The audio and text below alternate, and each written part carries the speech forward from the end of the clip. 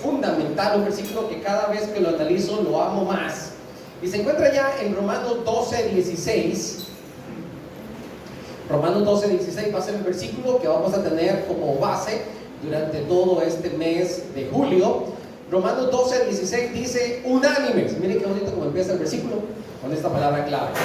Unánimes entre vosotros, no altivos, sino asociándoos con los humildes. No seáis sabios en vuestra propia opinión. Vamos de nuevo, acompáñenme. Romanos capítulo 12, versículo 16 dice: unánimes entre vosotros, no altivos, sino asociaos con los humildes. No seáis sabios en vuestra propia opinión. Romanos 12:16. ¿Creen que lo podemos decir una vez más, un poquito más fuerte? ¿Sí? Vamos a ver. Romanos 12:16. Unánimes entre vosotros, no, sino no seáis opinión. Muy bien, mis amados hermanos. Miren, si hay algo que el Señor ama y lo ha dejado claro en la palabra una y otra vez, es algo que nosotros encontramos como un común denominador. Si hay algo que el Señor ama, es la comunión de la iglesia. La iglesia debe de estar unida. De hecho, pues prácticamente todo lo que el Señor nos enseña tiene que ver con la naturaleza, ¿verdad? El Señor dice que nosotros somos pámpanos que estamos en la vid. Eso tiene que ver con la naturaleza. El Señor pone como ejemplo a aquel sembrador que salió a sembrar. Eso tiene que ver con la naturaleza. Dice la Escritura que el que siembra abundantemente segará abundantemente. Y esto tiene que ver con la iglesia. Dice la Escritura que si usted y yo meditamos en la palabra del Señor, seremos como un árbol plantado junto a corrientes de agua, que da su fruto a su tiempo, su hoja no cae. Y esto tiene que ver con la naturaleza. Y la iglesia es un solo cuerpo. Y eso tiene que ver con la naturaleza. Todo el Señor lo ha diseñado con un mismo sentir, con una misma idea, para que nosotros comprendamos que así como el ciclo de la vida no puede separarse, de la misma manera la iglesia no puede estar dividida. Y yo espero que me dé tiempo para que al finalizar el mes no solamente esté hablando de lo que quiero hablar, que es acerca de la unanimidad, sino espero que me dé tiempo al menos tocar un punto del peligro de caer. Ustedes saben, la división, contención, este tipo de conducta que en vez de permitirnos estar en comunión nos separa. Pero yo espero que me dé tiempo para abarcar todo esto. Pero si algo estoy seguro es que el Señor ama una iglesia que esté en comunión. Ahora, si de algo estoy seguro es que el enemigo quiere destruir la armonía del cuerpo de Cristo. ¿Cuántos están de acuerdo conmigo en lo que vamos diciendo hasta ahorita? Dios ama la comunión, amén. Y el enemigo quiere destruir la armonía. Ahí hay que decir amén, aunque suene feo, ¿verdad? Que el enemigo quiere destruir la armonía. Ahora, una iglesia cuya mentalidad y corazón está en vivir en unanimidad, oiga lo que le voy a decir, disfrutará de muchas promesas y de bendiciones. Una iglesia cuya mentalidad, cuyo corazón es vivir en unanimidad, vamos a disfrutar sin duda de muchísimas promesas y bendiciones. Estas promesas y bendiciones son a nivel personal, a nivel familiar y a nivel eclesiástico. Esto lo vamos a ir descubriendo a lo largo del mes. ¿Qué es lo que buscamos? Que nosotros como iglesia entendamos que es necesario vivir en unanimidad, que todos miremos hacia el mismo punto, que todos pensemos de la misma manera, tocante a lo que se refiere a la obra del Señor, tocante a lo que el Señor Jesucristo nos enseña. Que seamos una iglesia que todos estemos acuerpados los unos por los otros y que nos entendamos claramente, que nosotros podamos ser distinguidos por la unanimidad que tenemos. Es decir, que cuando una persona llegue a este lugar pueda decir: en esta iglesia todos son unidos. En esta iglesia todos son humildes. En esta iglesia todos son misericordiosos. En esta iglesia todos se aman fraternalmente. En esta iglesia todos se apoyan los unos a los otros. En esa iglesia todos lloran con los que lloran y ríen con los que ríen. En esa iglesia todos caminan hacia la misma meta, que es Cristo. ¿Cuántos dicen amén? Que el Señor nos ayude, porque créanme que esto nos va a llevar trabajo, pero vale la pena, vale la pena. Y si por algún momento el enemigo ha querido destruir la unanimidad, créanme que no va a vencer, porque es mayor el que está en nosotros que aquel que está en el mundo. Acompáñenme en oración y dígale: Padre, en esta mañana, mis amados hermanos, en la palabra del Señor hay muchísimos ejemplos que tienen que ver específicamente con la unanimidad. Hay unos muy buenos, otros tal vez no tan buenos. Por ejemplo, la Torre de Babel. ¿Cuántos recuerdan la Torre de Babel? Un ejemplo bárbaro de unanimidad, ¿verdad? Es decir, dice la palabra que un día, yo pienso, ayer estudiamos en los jóvenes acerca de Proverbios capítulo 6, que es un proverbio hermosísimo, y habla acerca de la vagabundería, de la pereza, de no tener nada que hacer. Oiga, para mí, la gente allá en Babel no tiene nada que hacer. No tienen nada que hacer, y llenos de pereza se dijeron: oye, ¿por qué no construimos una torre que llegue hasta el cielo? Mira usted la locura que se les metió. Inventaron el primer rascacielos prehistórico, que nosotros, bueno, lamentablemente no lo llegamos a conocer. Dice la escritura que todos tenían una sola misma lengua y un solo objetivo, y que comenzaron a construir, y que Dios miró desde los cielos y Dios dijo: esta gente está muy organizada y nada los va a detener.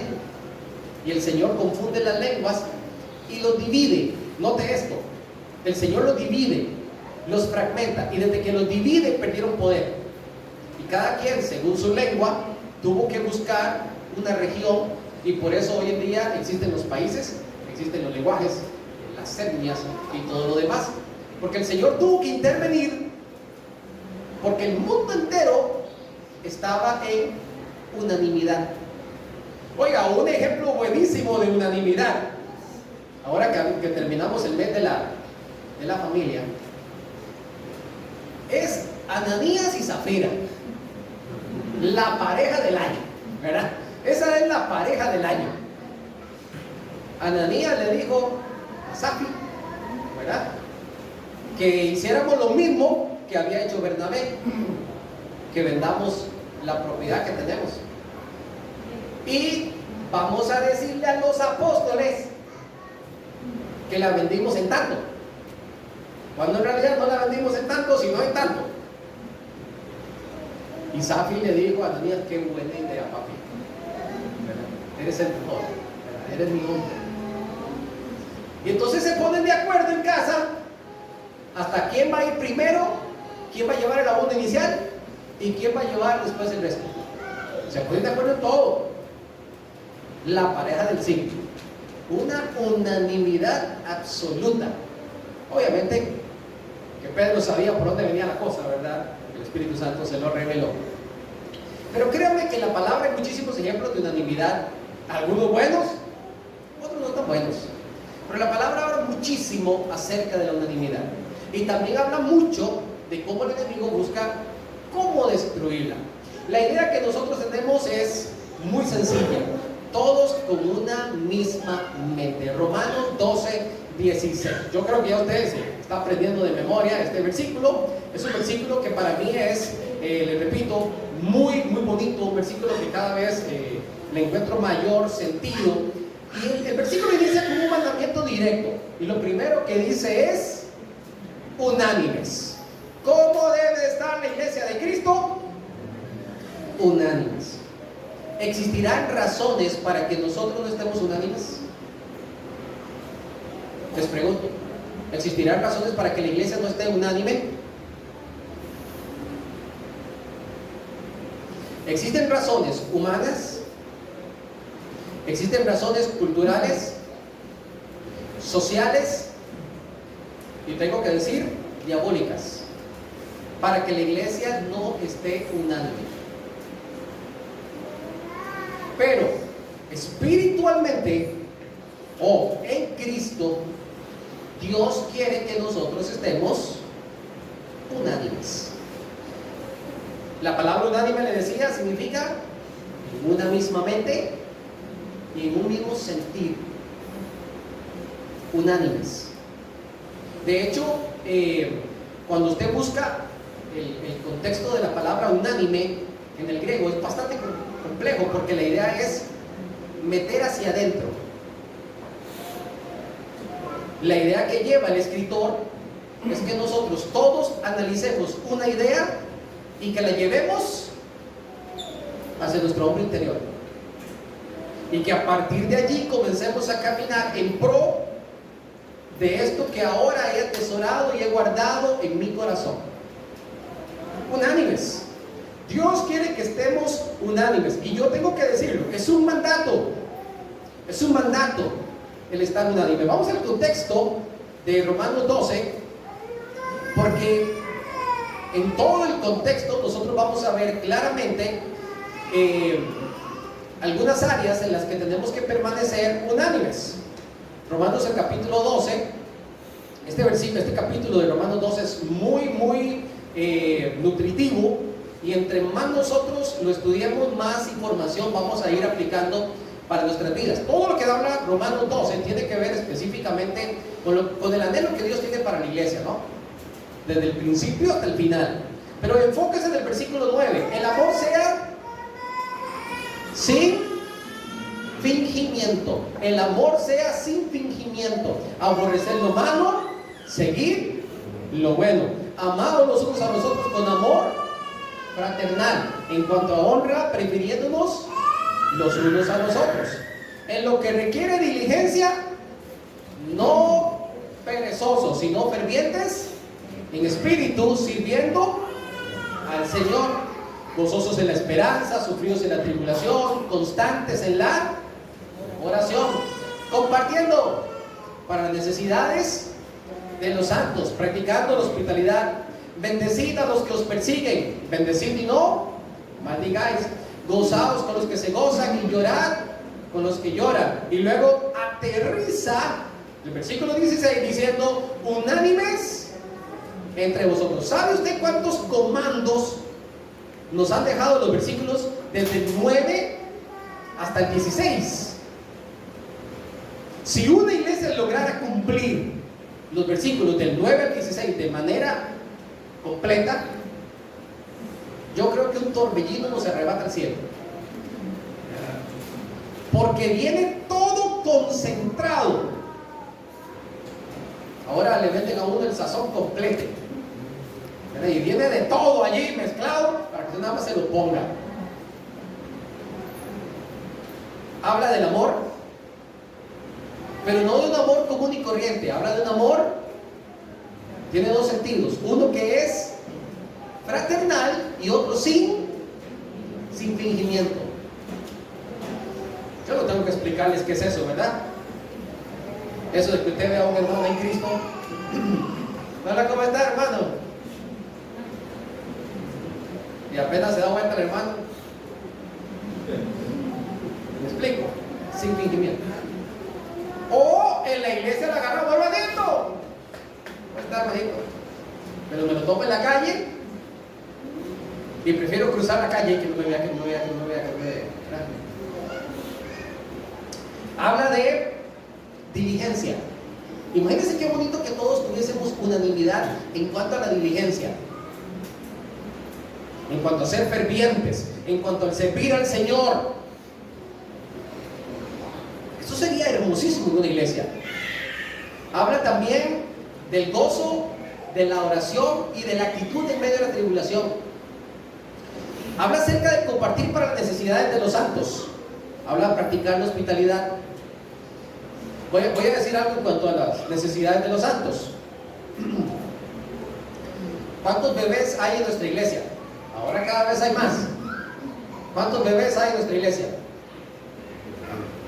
Aquí tenemos a Johan, allá atrás. Tenemos a Elif, Amber.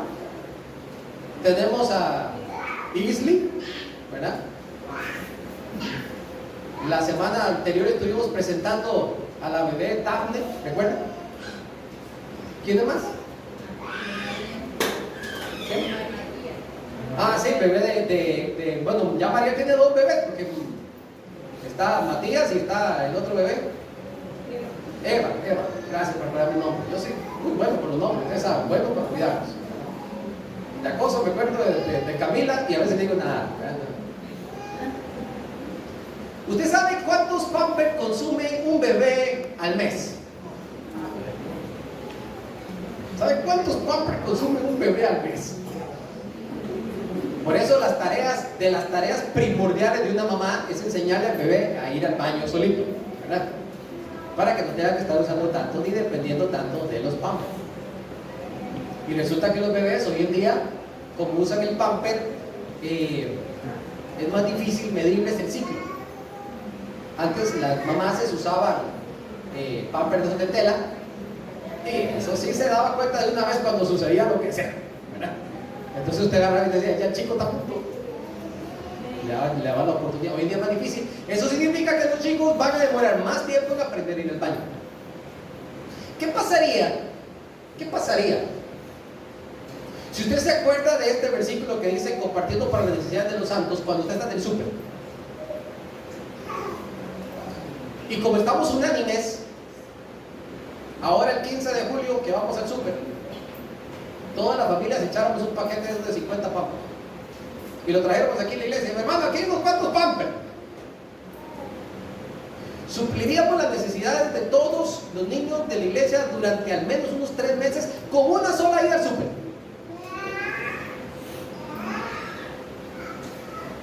¿Y cuánto nos afectaría económicamente echar solamente? Pues no, y ahora yo tengo que preguntar cuánto cuestan los Pampers, porque tengo muchos Pampers, ¿verdad? Pero no puede afectarnos mucho en nuestra economía tirar en el súper un paquete de Pampers de 50 unidades. O si nos afectaría muchísimo en la economía. No. Si nosotros dijéramos, ¿cuántos hermanos en la iglesia toman café? No, mejor esa no, porque todos toman café, gracias a ese tipo. Pero compartiendo para las necesidades de los santos. ¿Me explico? El hecho es estar unánimes y que todos en la mente y en el corazón estemos pensando en las necesidades. Cosas que deberíamos de tener claras: bendecir a los que nos persiguen y no maldecirles. Es decir, eso debemos estar unánimes. Y gozarse con los que se lloran, llorar con los que lloran. Yo les he compartido algunos lo que nos pasó en un campamento de nuestros, del grupo de jóvenes. Estábamos en la sequía y yo creo que la última noche que estábamos por allá, eso fue hace ya un par de años atrás, cumplía años uno de los chicos de la iglesia y estaba recién llegado, era joven Jason, cumplía años, y en la noche habíamos pensado en cantarle cumpleaños, celebrarle algo. Lo íbamos a hacer después de una película que estábamos viendo, pero en media película me llaman y me dicen que falleció un señor de la iglesia, el señor Toño Silva, y había 2 chicas del grupo que estaban ahí y un chico que eran nietas y nietos del señor Toño Silva. Entonces estábamos esperando al finalizar la película para cantarle cumpleaños a uno y para condolernos de los otros. Y ahora, ¿cómo hacíamos? ¿Verdad? Oiga, qué situación. Y usted se queda pensando en eso y usted dice, bueno, se echó a perder el cumpleaños, ¿verdad? Se echó a perder el dulce. Se van a derretir los helados. Pero aquí no podemos hacer más. Pero usted dice, no, porque la misma palabra dice que hay que gozarse con los que se gozan. ¿Y ahora cómo hacemos? No les voy a dar la receta. Déjenme decirles que ese día lloramos con los que se lloran y comimos dulce también, hermano. Después les digo cómo hicimos. El Señor me dio una salida salomónica, ¿verdad? Que solamente el Señor me da, de vez en cuando. Pero la idea del Señor es que estemos unánimes. El pasaje sigue hablando. El pasaje sigue hablando un poco más abajo. Prohibido la venganza, lo dice en el versículo 17 y 18, 19 incluso. Habla hasta de ayudar a nuestros amigos. Y esto tiene que ver mucho con la capacidad que hay en nuestro corazón para tratar a la gente que no conoce de Cristo. Y en el versículo 21 dice que cada uno de nosotros, unánimes, no debería de ser vencido por lo malo, sino vencer con el bien al mal. Es decir, si hay algún tipo de presión para romper la unanimidad, esta presión viene del enemigo. Y usted y yo, con el bien, con la verdad, debemos de vencer todo aquello que quiera destruirnos. Y lo primero que tenemos que destruir, créanme, es el yo que está aquí adentro. Porque normalmente yo voy a querer hacer las cosas a mi manera. Por eso que el versículo cierra como cierra, pero ahorita hablamos de eso, no me puedo adelantar, porque si no entonces se acaba el chiste.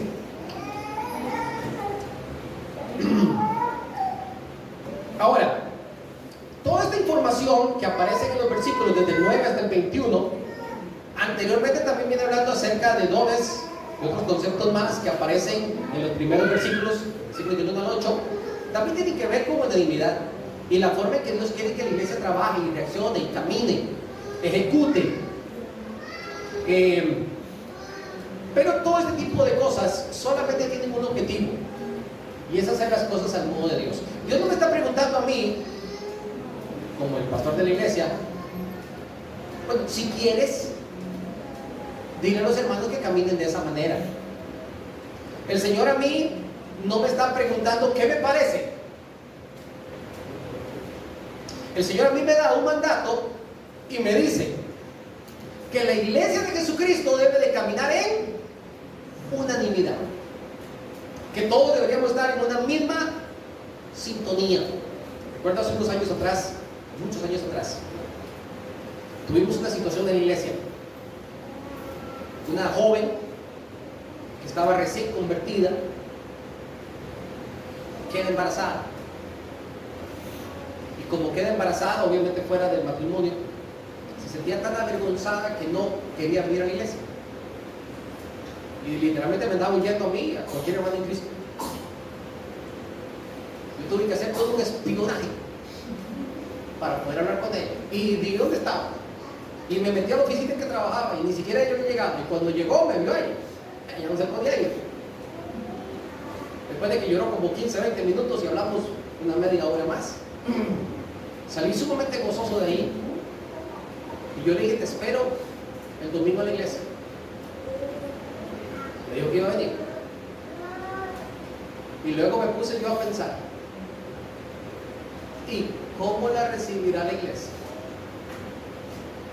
Porque si le voy a decir cómo era esta iglesia antes, porque los que estamos aquí en su mayoría ya ni la conocemos cómo era,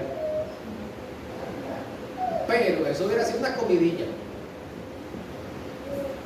Y yo dije, no, eso no puede ser, pues yo tengo que hacer una reunión antes con los hermanos para que estemos todos en unanimidad. Ese día de los que habíamos, nos reunimos, hicimos una reunión rapidita. Hermanitos, va a pasar esto, y va a venir. Y yo lo que espero es que todos estemos en unanimidad. ¿Y qué nos pide el Señor? Que aprendamos a perdonar, que aprendamos a amar, que no juzguemos, que eso le corresponde al Señor, que tenemos que restaurar al caído de los que somos más espirituales. Y comenzamos a chorrear un montón de información que la palabra nos enseña en cuanto a cómo corregir nosotros las situaciones que pueden enfrentarse en la iglesia. Lo último que necesita una persona en esa condición es que la anden indagando, cuestionando o juzgando, sino que simplemente mostremos el amor de Cristo y que sea la verdad del Señor cambiando ese corazón. Y nos pusimos de acuerdo literalmente, y cuando vino la persona ese domingo en la mañana, oiga, qué sensación más bonita ver a toda la gente. Éramos poquitos en ese entonces, pero qué bonito ver a todos los hermanos llorando, abrazándola, dándole la bienvenida, diciéndole que le habíamos extrañado. Y fue un ambiente tan especial. Y yo dije en mi corazón, estamos unánimes. Estamos unánimes en cuanto a lo que el Señor nos pide. Esto debe de ser de manera directa. O sea, nosotros no tenemos opción para evadir lo que el Señor nos manda. Cada vez que viene una persona en nuestra iglesia que es nueva, esa persona debe de sentir que cada uno de nosotros sabemos lo que tenemos que hacer con ella. Viene una persona y no tenemos que nosotros preguntarnos, ¿por qué vendrá fulano a la iglesia? ¿Qué nosotros deberíamos de sentir en nuestro corazón? ¡Qué gozo! Que esté con nosotros aquí en la iglesia, ¿cierto? Nosotros automáticamente ya sabemos qué tenemos que hacer. Yo espero que si no el 100%, porque tampoco es que vamos a abrumar a la gente, ¿verdad? Pero que si un buen amplio grupo de los hermanos lleguen y saluden de manera efusiva a la persona. Que mostremos el amor de Dios en nuestro corazón, porque el amor es de Dios y el que ha nacido de nuevo ama. El que no ama no ha conocido a Dios, porque Dios es amor.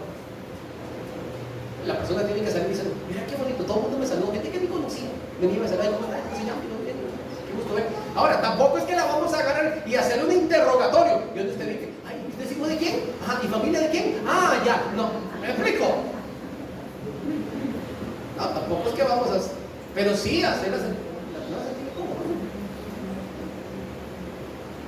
que haya una unanimidad en cuanto a esos criterios. Cosas tan pequeñas como ahora más tardito, después del culto, vamos a tomar café. Y debemos de estar unánimes en cosas como esas también, ¿me explico? O sea, si se acabó el café, yo lo tengo que decir así. Y así tiene que ser. Yo me voy a tener que quedar sin tomar café, ¿me explico? ¿Por qué? Porque hay otras personas que deben de participar primero. Y si quedó, pues bien, ¿verdad? Genial. Si no quedó, me toca ir a hacerlo en la casa. Y no hay problema con ello. Pero tenemos en nuestra mente darle prioridad a una persona. Imagínense que una persona viene nueva por primera vez a esta iglesia y le gusta mucho la demencia. Digo, ¿qué? Y viene una hermana de la iglesia y le dice, mire, un cafecito para usted. ¿Cómo se va a sentir esa persona? Oiga, aunque no tome café, le ofrecen café así, yo creo que hasta se siente contenta porque le ofrecieron café, aunque no le guste el café. Que yo dudo que no le guste. Pero bueno, unánimes. Nosotros vemos los chicos tocando. Yo no voy a terminar este mes el tema ya. Pero nosotros vemos los chicos tocando. Yo me gozo. ¿Cuántos se gozan? Amén. Tal vez uno que otro que está aquí se puede dar cuenta de algunos fallos que algunas veces suceden mientras cantamos. Quizás. Pero como estamos en unanimidad, ¿usted cree que a mí me interesa decir, se equivocaron en una nota? Yo, tocaron, el bajo pisó mal la cuerda, la guitarra o el piano. ¿Usted cree que a mí me interesa eso? ¿Qué tal hermano empezó primero que el hermano? Hermanos, ¿en qué tenemos que enfocarnos? Oiga, qué alabanza más bonita, ¿verdad? Qué bonito que se sintió esto hoy. Yo sentí esto aquí bonito hoy. Eso era Dios y yo, ya de ahí para allá, porque yo escuchaba a la gente cantando duro. Y para adelante que me dejar solo ya esto, pero bueno. ¡Qué bonito! ¿Me explico? La unanimidad me lleva a mí a no estarme enfocando en cosas que generan problemas, ¿me explico? Yo para qué quiero estar diciendo, ay, bueno, es que hubiera sido mejor que tocara de otra manera, hubiera sido mejor otro coro, hubiera sido mejor el otro guitarrista, hubiera sido... ¿Me explico? Yo creo que estamos claros en esto, ¿verdad? Unanimidad. Vamos hacia el mismo rumbo. Sigue diciendo el versículo 16, ¿se acuerdan que estamos en Romanos 12, 16? Primero dice, unánimes entre vosotros. Luego añade, dice, otro mandato. El primer mandato era unánimes. ¿Cuál es el segundo mandato? Aquí hay dos. Hay un mandato y un lineamiento. ¿Qué podríamos decir? Que es otro mandato, pero yo lo veo más como un lineamiento. El primer mandato es no altivos. No altivos. Dice por ahí, hablando de las iglesias ya evangélicas. Hoy en día existe un mover dentro de un sector de las iglesias evangélicas, a lo que un hermano por aquí dice la competencia. No, la competencia son los hermanos de Cristo, pero hay un mover dentro de algún sector de las iglesias evangélicas donde se tiende a endiosar al liderazgo.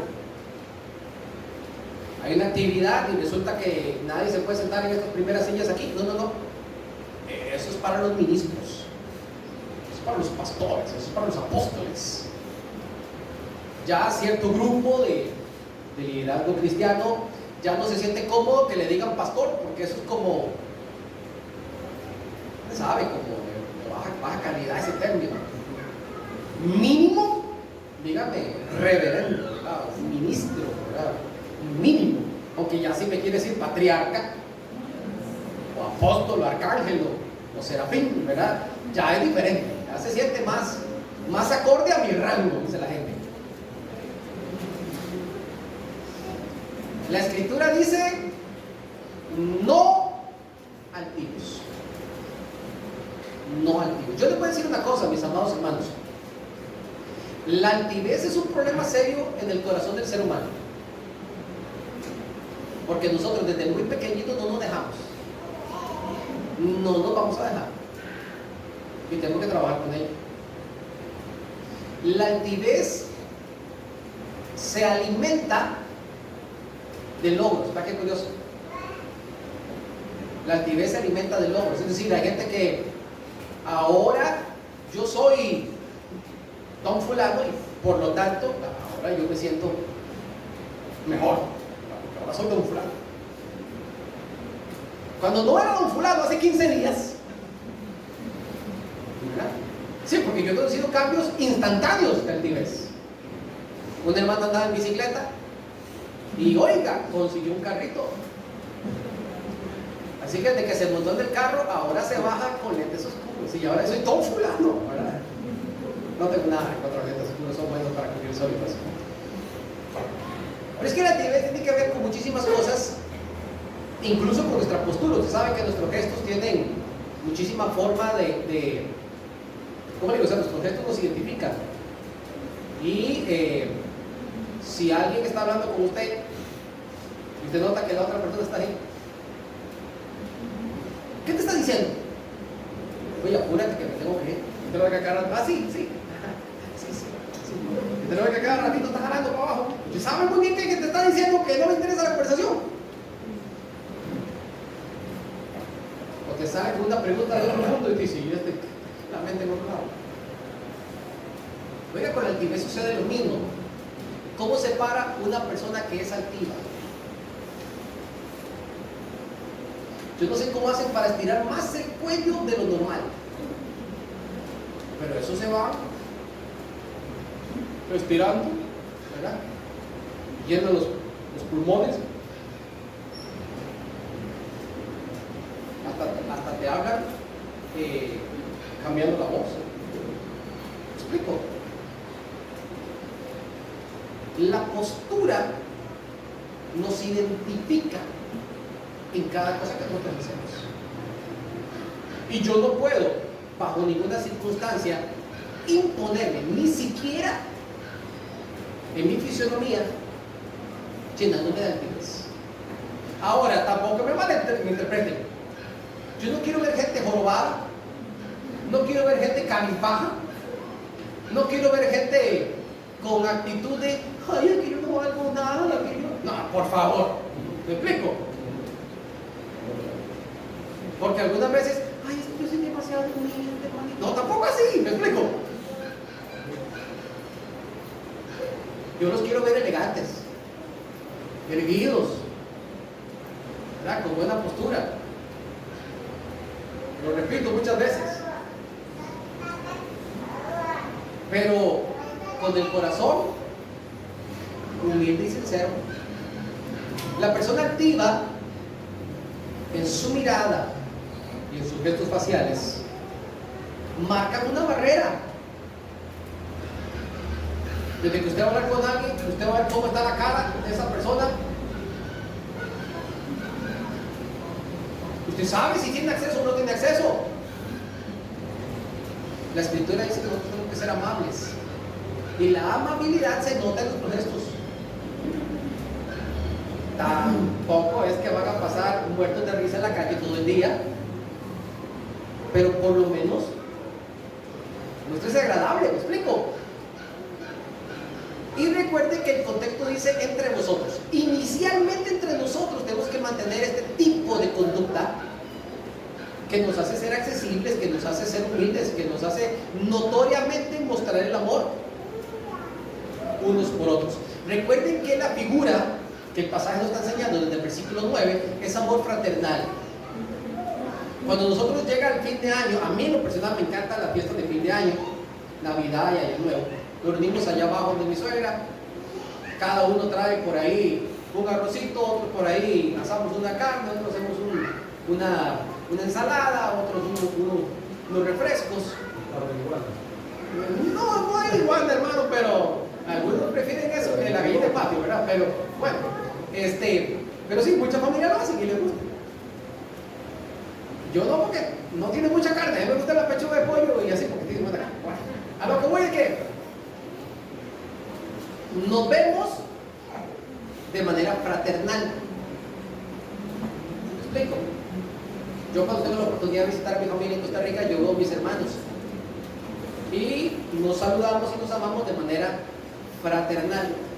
La idea es que hay un nivel de confianza tan grande que yo todavía le digo a mi hermano como yo le decía cuando estábamos en la casa.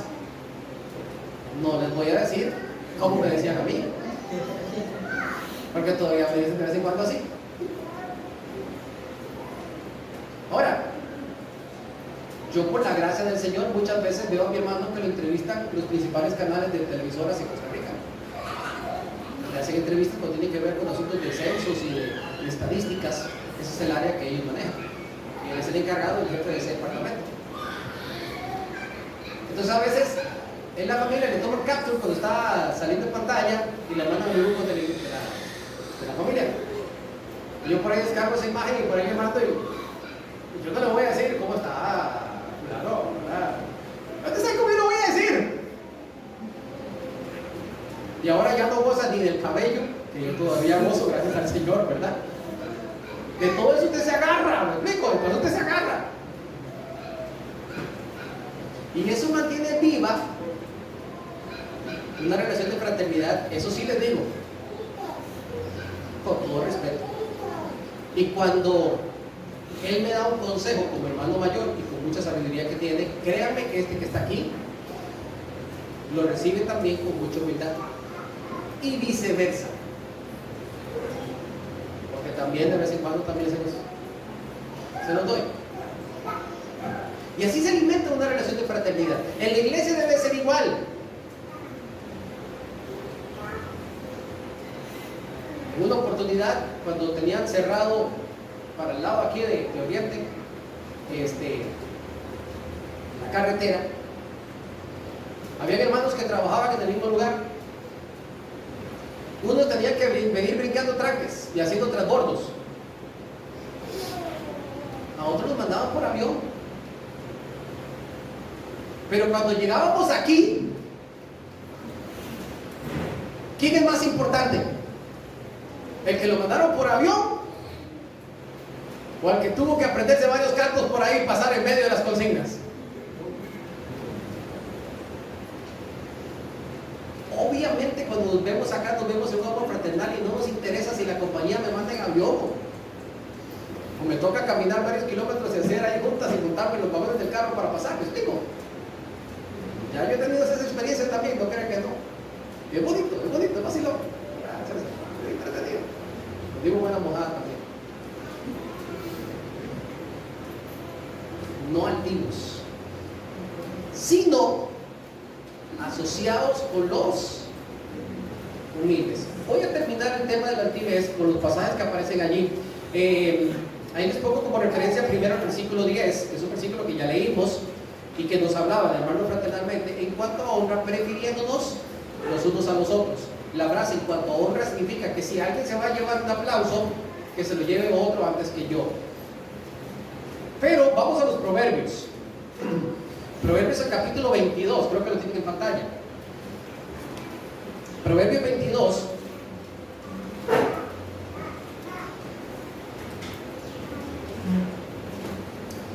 Versículos 24 y 25.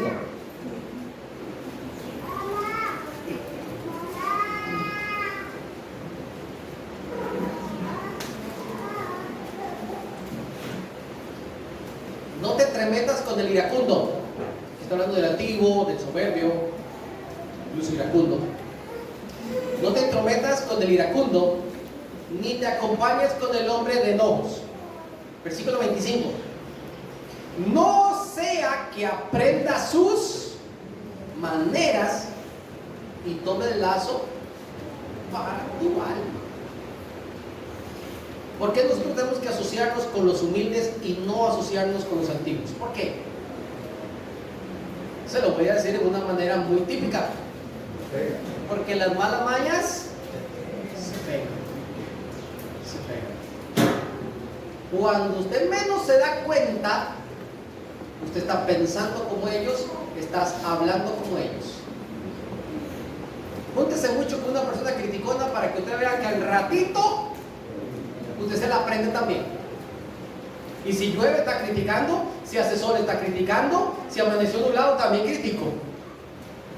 Yo no sé cómo tiene que amanecer, pero la gente que es criticona por todo encuentra una razón para criticar.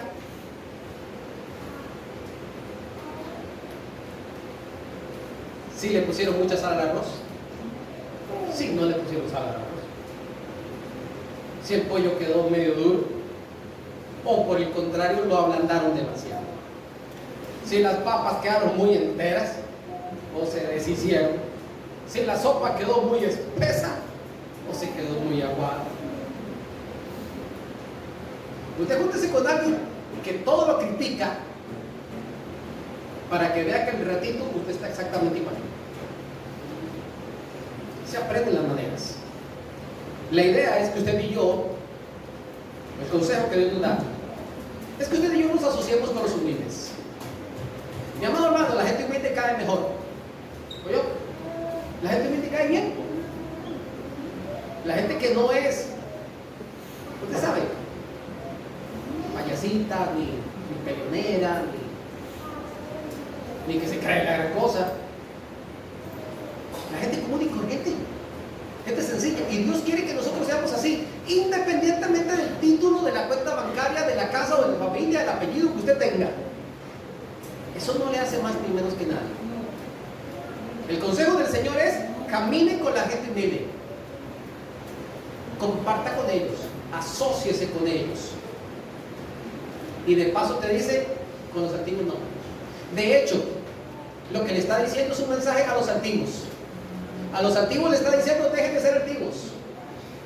¿Y qué tienen que hacer? Comience a mezclarse con los humildes. ¿Para qué? Para que aprenda sus maneras. No para que contamine, sino para que usted aprenda. Yo le dije que habíamos leído Proverbios 6, ¿verdad? Vamos, ya que estamos ahí en Proverbios, estamos cerquita. Proverbios capítulo 6.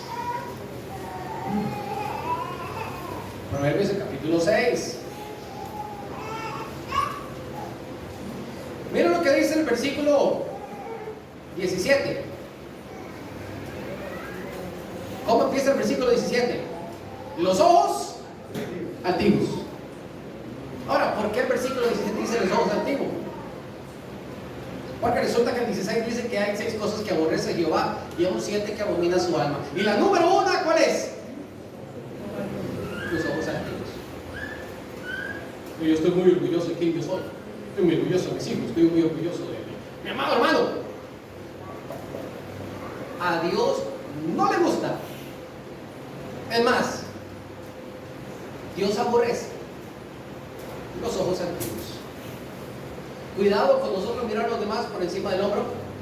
Cuidado con sentirnos más o menos que alguien porque tiene menos estudio, porque tiene menos plata, porque su carro está más viejito, porque el carro amaneció flat. Ahí está el negrito flat. No por eso vamos a despreciar al negrito. Todavía sigue siendo la limusina, ¿verdad? ¿Me explico? Dios quiere que nosotros entendamos que para el cristiano la altivez es una enfermedad peligrosa, peligrosa, y que el Señor está extremadamente pendiente de eso. Ahora, el versículo termina diciendo: no sean sabios en su propia opinión. Y es que existe solamente un camino, que es la unanimidad y la humildad. No sean sabios en sus propios caminos. Es decir, no crean que por otro lado me va a ir bien. Ya Dios ha dicho cómo se deben de hacer las cosas. Yo no puedo pretender que yo sí tengo la razón y que a mí me gusta caminar con altivez y que ahí me va a ir bien, para que nadie se meta conmigo.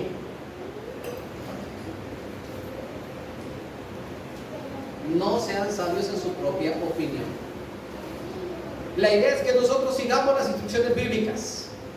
No confiemos en nuestros propios conocimientos. No confiemos en nuestros propios razonamientos. No existe ninguna excusa por encima del mandato bíblico. No existe ninguna excusa por encima del mandato bíblico. Es decir, usted y yo no tenemos ninguna justificación por el cual ser activos. No tenemos justificación. No tenemos ninguna justificación para no estar unánimes. Si existiera queja alguna, dice Colosenses 3, perdonemos como el Señor nos perdona a nosotros. No hay excusa para la altivez o para caminar fuera de la unanimidad. Ahora, esto es difícil de entenderlo, pero es que no hay ninguna opinión mayor que lo que la palabra nos enseña. Vamos a trabajar en esto, ¿les parece, mis amados hermanos? Es algo que tenemos que tenerlo pendiente, que lo meditemos en nuestro corazón, que durante la semana le demos vuelta, que usted haga el pasaje, lo estudie, lo lea, que este versículo de Romanos 12:16 de verdad se lo aprenda. La hermana en la introducción nos decía, a veces uno sabe la cita, pero usted sabe el contexto del pasaje y en su mente gira. Démosle vuelta. Esto es meditar de día y de noche. Así como cuando usted escucha una canción y pasa con esa canción en la cabeza, no se puede sacar esa canción de la cabeza. De la misma manera que sea lo que la palabra nos dé nuestro corazón. Sigo, mis amados hermanos. Ahora, vamos a pensar un poquito en la oración de nuestro Señor Jesús. A ver, sí. Ese último punto no había aparecido, ¿verdad? Bueno, nada más decía, no sean sabios en su propia opinión. Perdón que no sé. Vamos a la oración de Jesús. Juan capítulo 17. Juan capítulo 17 son las últimas horas de vida del Señor antes de ir a la cruz. Y mientras Él está en el Getsemaní orando, Juan nos describe perfectamente su ruego delante del Señor. Existen varias cosas aquí que quiero que nosotros rescatemos. Versículos del 17 al 21, les dije. Los 20 y 21, nada más, a ver. Al 23, perdón. Capítulo 17, versículos del 20 al 23. Y dice así: mas no ruego solamente por estos, está Jesús orando en el Getsemaní antes de ser llevado a la cruz, sino también por los que han de creer en mí por la palabra de ellos. No ruego solamente por los discípulos, sino también por toda la iglesia, para que todos sean uno, como tú, Padre, en mí y yo en ti, que también ellos sean uno en nosotros, para que el mundo crea que tú me enviaste.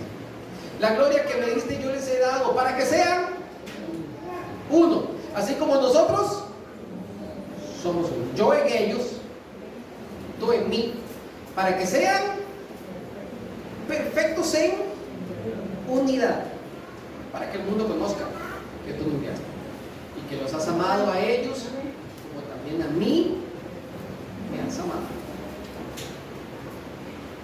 Estos versículos evidentemente muestran el ruego que había en el corazón del Señor. Inicialmente, el objetivo de su oración era por todos los que habían de creer, no solamente por los discípulos, que eran los que tenía ahí cerquita, sino también por el trabajo o el fruto del ministerio que los discípulos iban a hacer. De ese fruto gozamos todavía hoy en día cada uno de nosotros, Es decir, la iglesia se ha expandido por todo el mundo, el evangelio ha corrido como fue el mandato del Señor, y todavía nosotros hoy en día como iglesia participamos para que otras latitudes conozcan del Señor en aquellos lugares donde el nombre del Señor Jesucristo todavía no ha sido predicado. Entonces, el clamor del Señor es: bueno, estoy en mis últimos momentos aquí en la tierra, mi ministerio está terminando, yo necesito, Padre, antes de ir a la cruz, suplicarte de todo corazón, no solamente por los discípulos, sino también por toda esta época de la gracia que hemos disfrutado. La oración del Señor por su iglesia solamente tenía un objetivo. Solamente tenía un objetivo, y por ese objetivo un resultado. ¿Cuál es la petición? 4 veces en los 3 versículos, e incluso una quinta intención, me habla de que sean uno, o perfectos en unidad. Y utiliza la frase: como tú y yo somos uno, o ellos perfectos en unidad como nosotros, que sean uno en nosotros. Vamos a verlo rápidamente. Versículo 21. Para que todos sean. Ahora, a mí me llama la atención que el Señor está hablando de la iglesia y Él dice: para que todos. Mi amado hermano, es que desde que uno no quiere participar de la unanimidad, ya existen problemas. La idea es que todos sean uno, como tú, Padre, en mí, yo en ti, también ellos sean uno. Y note que este segundo uno da otra característica: que sean uno en nosotros. El pasaje de Primera de Juan, capítulo 1, versículos 6, 7 y 8, el 9, habla directamente acerca de el andar en luz o el tener comunión con Dios, genera comunión unos con otros. Cuando Jesucristo está diciendo que tenemos que ser unos en Él, es porque fuera de Él no podemos gozar de unanimidad. Voy a decirles esto: cuando nosotros nos sentimos débiles espiritualmente, cuando hemos dejado de orar, cuando hemos dejado de buscar la presencia del Señor, cuando estamos con perecita de venir a la iglesia, cuando no le podemos compartir a otra persona, cuando estamos viviendo esas etapas, estamos a punto de salirnos del frasco de la unanimidad. Necesitamos estar en unanimidad cuando estamos en Cristo, cuando estamos deleitándonos en su presencia. Fuera de la presencia del Señor no puede existir unanimidad, porque acuérdense que el reino de las tinieblas solamente busca la división y la contención. Es igual a la familia. Una familia que no vive de acuerdo a las normas de Cristo estará bajo merced y acechanza del enemigo, en medio de contención, de tribulación, de problemas, y no hay paz. Debemos de disfrutar de esa comunión en Cristo. En el versículo 21 entonces dijimos, ya 2 veces aparece de manera clara. En el versículo 22, la gloria que me diste yo les he dado para que sean uno, así como nosotros somos uno. Entonces, una cosa es ser uno en Cristo y otra cosa es ser uno como Cristo. Uno tiene que ver con seguir su ejemplo en relación con su Padre, y otra tiene que ver con la dependencia que nosotros tenemos delante de Dios en su presencia. Necesitamos la presencia del Señor para mantenernos en comunión, y necesitamos ver el ejemplo perfecto de nuestro Señor Jesucristo con su Padre, para nosotros como iglesia también querer ser uno. Versículo 23: yo en ellos y tú en mí. Se repite nuevamente la idea: yo en ellos y tú en mí, para que sean perfectos en unidad. Y eso tiene que ver directamente con ser uno, perfectos en unidad. Ahora, el pasaje entonces nos da claramente cuál era la petición y el objetivo que el Señor perseguía para su iglesia.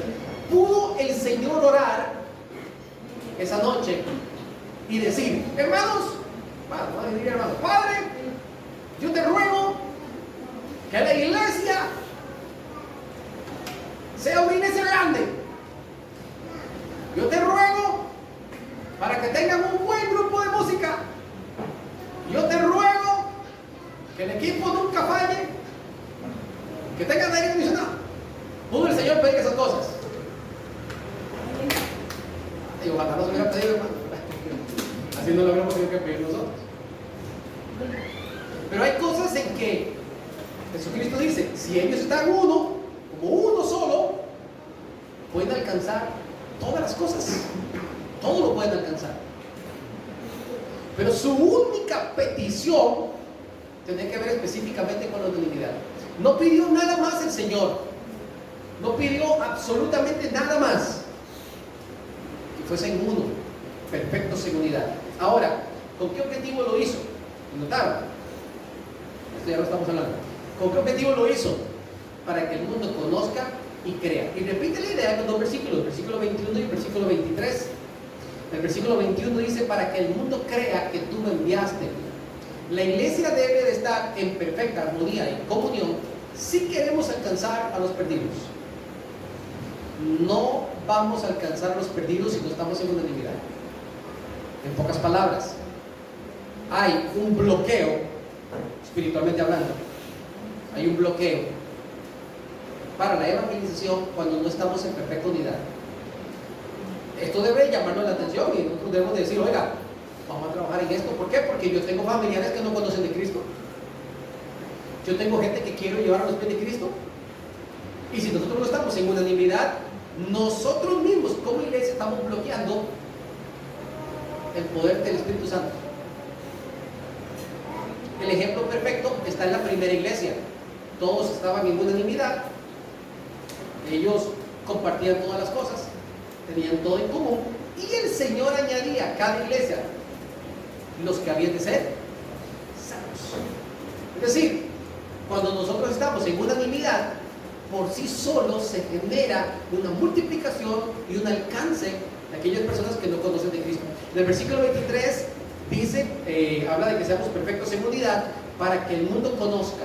Y son dos ideas, una que el mundo crea y otra que el mundo conozca. Y las dos ideas son sumamente necesarias, una se relaciona con la otra. La gente necesita saber y conocer que Jesucristo es el Salvador, ¿cierto? Pero necesita creerlo, y la palabra creerlo tiene que ver con seguirlo. No es solamente que sepan, sino que decidan seguir a Cristo.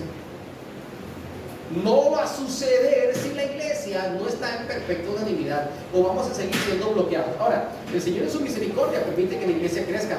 El Señor en su misericordia sigue alcanzando al perdido. Pero ¿cómo nosotros perdemos tal privilegio? ¿Me explico? No existirá una razón nunca lógica por la cual no permanecer en unanimidad. Y termino con este último punto, que habla acerca de dignificar la vocación por la cual usted y yo fuimos llamados. Y para eso nos vamos a Efesios, el capítulo 4, versículos del 1 al 3. Efesios 4, versículos del 1 al 3.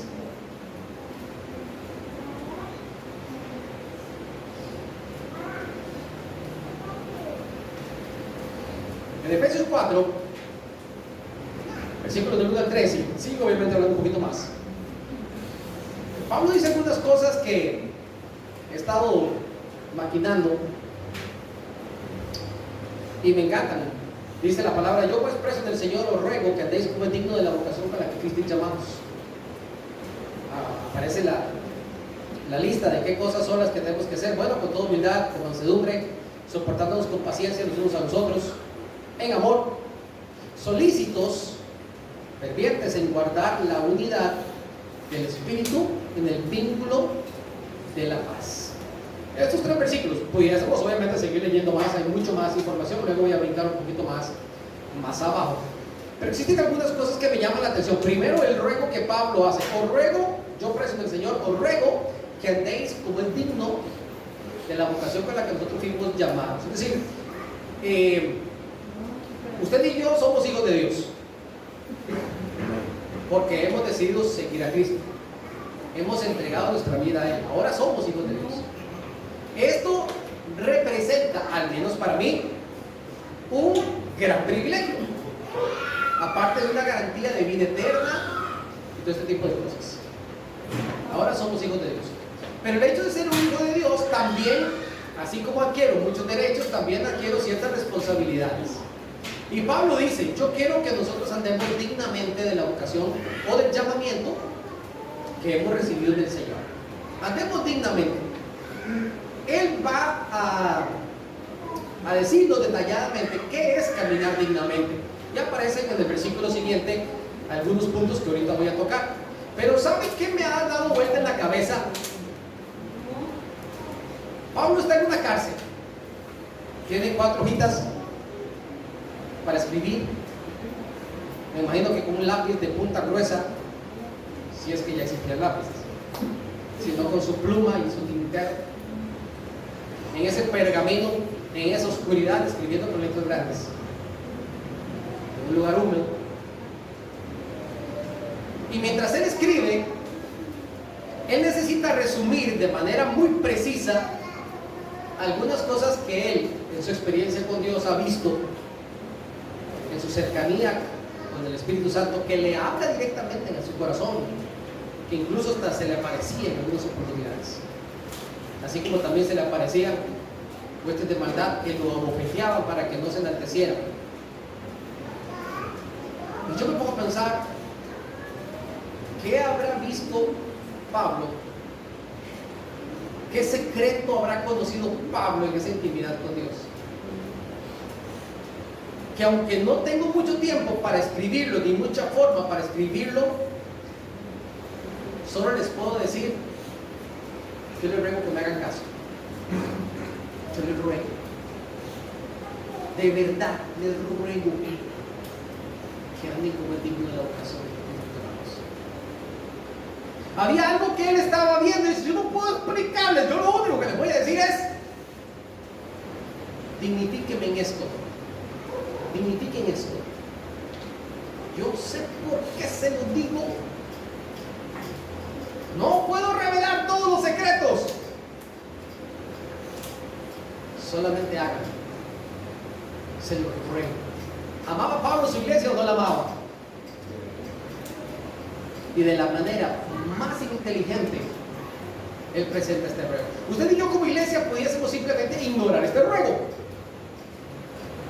o tal vez pudiéramos meditar, y si tuviéramos cómo entrevistar a Pablo, le diríamos, oiga Pablo, cuéntanos, ¿qué es lo que usted vio? ¿Qué es lo que usted sabe que viene tan bueno para la iglesia que lo presentan de esta manera? ¿Por qué nada más nos habla de un ruego? Yo sé que hay más. Yo sé que hay más. Así que la profundidad de lo que él vio y escuchó, usted y yo no la vamos a conocer, a menos que lo practiquemos. La única forma en que nosotros vamos a descubrir qué fue lo que Pablo vio y escuchó es a través de la práctica. Debemos de trabajar fuertemente en esto. Algunos lineamientos directos que aparecen en el versículo 2 y parte del versículo 3. Número 1, ¿cómo tenemos que andar? Con toda humildad, con toda mansedumbre, soportándonos. Yo tengo que detenerme un poquito aquí. Nosotros aquí en la iglesia hemos hablado durante varios años acerca de la humildad y la mansedumbre. La vamos a seguir hablando hasta que todos seamos mansos y humildes, hasta que todos estemos en unanimidad. Yo todavía siento que nos falta. Yo, como pastor, con lo que veo, siento que nos falta. Créanme que vamos por buen camino, pero nos falta. Quiero más. Y yo sé que Dios quiere más humildad en nuestros corazones, más mansedumbre. Pero quiero que nos enfoquemos ahorita en la palabra soportando. Miren, mi amado hermano, a veces usted conoce gente que es insoportable, ¿cierto? A veces conocemos gente que es insoportable. Y entonces nosotros decimos, oye, ya no lo soporto, pero no nos toca otra cosa más que soportarlo. De eso no se trata lo que dice el pasaje. De eso no se trata. Soportar tiene que ver con ayudar. Y el ejemplo que utiliza son las columnas que sostienen un edificio. Las columnas soportan el peso del edificio. La idea es que usted y yo aprendamos a soportar a los débiles en la fe o a los insoportables. Aquellos que todavía no son mansos, que no son humildes, tenemos que aprender a soportarlos. ¿Lo soportamos o no lo soportamos? Dígame que sí lo soportamos, porque tenemos que aprender a soportar. Ahora, la pregunta del millón es, ¿estamos soportándolos de manera correcta? ¿Con la actitud correcta? Porque la idea es que nosotros les ayudemos para que si una persona no ha madurado en la fe y todavía no es ni manso, ni humilde de corazón, ni tiene paciencia, ni tiene amor, ni tiene paz, nosotros les enseñemos con nuestra conducta que el único camino es ser humilde, manso, lleno de paciencia, lleno de amor y lleno de paz. La idea de soportar es ayudar, es guiar, es enseñar. Eso es soportar, no es sobrellevar a alguien que no tolero. ¿Me explico? Estamos muy lejos si estamos pensando en eso. Yo tengo que tener toda la paciencia del mundo y todo el amor del mundo, toda la humildad del mundo, pero es que la palabra dice toda humildad, toda mansedumbre, para aprender a soportar y soportar bien. No está hablándome de tolerancia. No me está hablando de tolerancia. Si usted y yo, ni Dios lo quiera, tenemos hijos que toman un camino de rebeldía, le pregunto, ¿los toleramos o les ayudamos? ¿Qué tenemos que hacer? Tenemos que ayudarlos.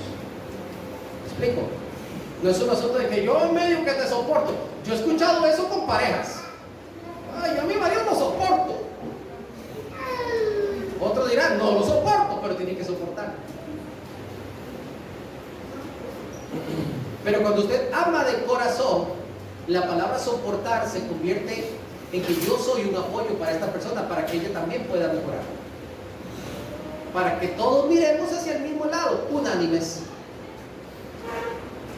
Ninguno tiene derecho a salirse del frasco, pero si alguien se sale del frasco, ¿qué hacemos todo lo demás? Aprendemos a amarlo, y a guiarlo, y a instruirlo, y a llevarlo, y soportarlo con paciencia y con amor, con el objetivo de mantener intacto el vínculo de la paz, es decir, que el ambiente siempre esté bien. Por eso que la gente siempre ha dicho que para que haya un problema se necesitan dos personas. Si los demás no reaccionamos de manera equívoca, el problema nunca se va a ejecutar. Tenemos que trabajar fuertemente en esto. Ahora, dentro de estas características que aparecen aquí, las hemos hablado muchas veces, créame, Pablo nos ruega por algo que él vio en la presencia del Señor, que usted y yo apliquemos estas, ¿qué? 1, 2, 3, 4, 5, 6 principios que aparecen acá en el versículo 2 y 3. Evalúese y averigüe dentro de su corazón qué tanta humildad, qué tanta mansedumbre, qué tanta paciencia, amor y paz tiene en su corazón para aprender a soportar aquellos difíciles que algunas veces nos encontramos en el camino. Y principalmente enfóquese en la familia y la fe.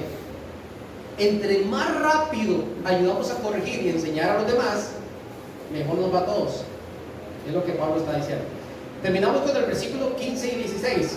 Les dije al principio que todo tiene que ver con la naturaleza. Por eso es que la iglesia tiene que estar sana, porque es un asunto natural. Ninguno quiere estar enfermo. Dice el versículo 15 y 16, sino que siguiendo la verdad en amor. Diga conmigo esta palabra: crezcamos. Diga lo que se oiga bien bonito. Crezcamos. Qué bonito, qué bonito. Pablo no quiere que la iglesia se estanque. Pablo quiere que la iglesia crezca. Y no se refiere únicamente a número. Todos queremos que la iglesia crezca en número, ¿cierto? Qué bonito. Digamos que ya pronto ampliar y todo lo demás, estamos en ese proyecto. Pero qué bonito es saber que hemos crecido en nuestro hombre interior. Oye, que vamos mejorando y que vamos madurando y que cada día estamos más cerca de lo que el Señor nos pide. Que crezcamos en todo, en aquel que es la cabeza, esto es Cristo, de quien todo el cuerpo, bien concertado y unido entre sí, por las coyunturas que se ayudan mutuamente, según la actividad propia de cada miembro, recibe su crecimiento. Miren, note esto: el cuerpo no crece por sí mismo, recibe crecimiento. La iglesia no crece por sí misma, recibe crecimiento en la medida en que el cuerpo esté, número uno, siendo un cuerpo, funcionando como tal; número dos, concertado y unido y que cada una de las coyunturas cumplan con su función y que se ayuden mutuamente. Ahora sí, recibiremos crecimiento para ir edificándonos en... La analogía bíblica es muy clara, mis amados hermanos. El propósito que el Señor busca para la iglesia es que nosotros estemos en unidad, que todos tengamos un mismo criterio, y vamos a seguir hablando de esto durante el mes y tenemos bastante tiempo para profundizar.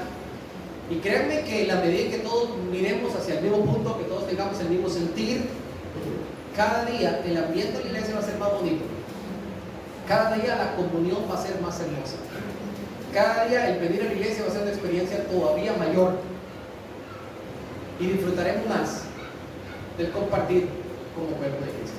Acompáñame en oración. Padre, bueno, gracias por tu palabra, gracias por lo que en ella nos enseñas.